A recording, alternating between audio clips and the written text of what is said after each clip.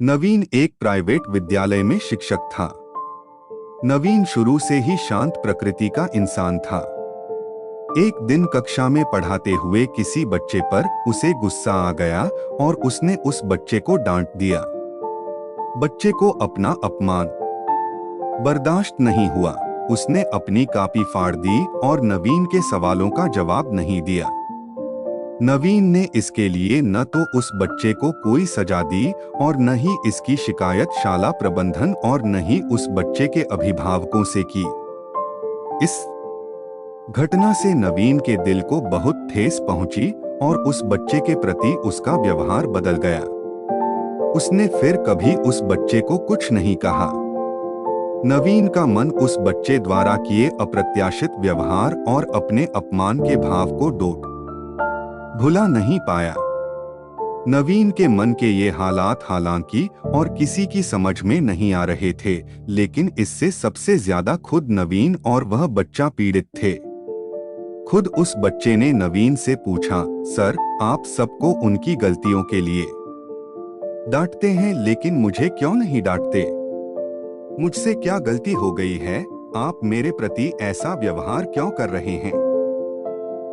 दरअसल नवीन उस बच्चे को दिल से माफ नहीं कर पा रहा था। एक अध्यापक के नाते वह अपना अध्यापन का फर्ज तो निभा रहा था, लेकिन अंदर ही अंदर अपने प्रति उस बच्चे के व्यवहार की खटास उसे सहज नहीं होने दे रही थी। नवीन का मन उस अपमान को भुला नहीं पाया था।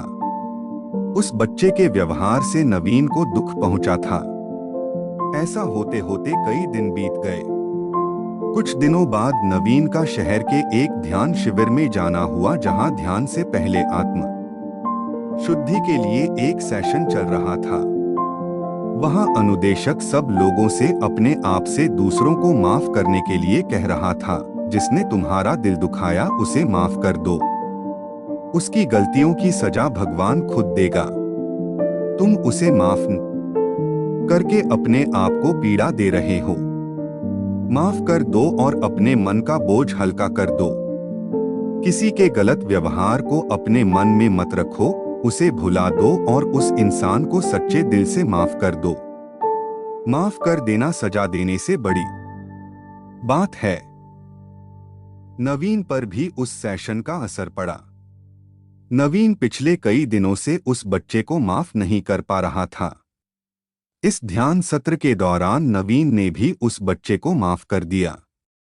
आज नवीन को एहसास हुआ कि माफ कर देना जीवन की सबसे बड़ी जीत है।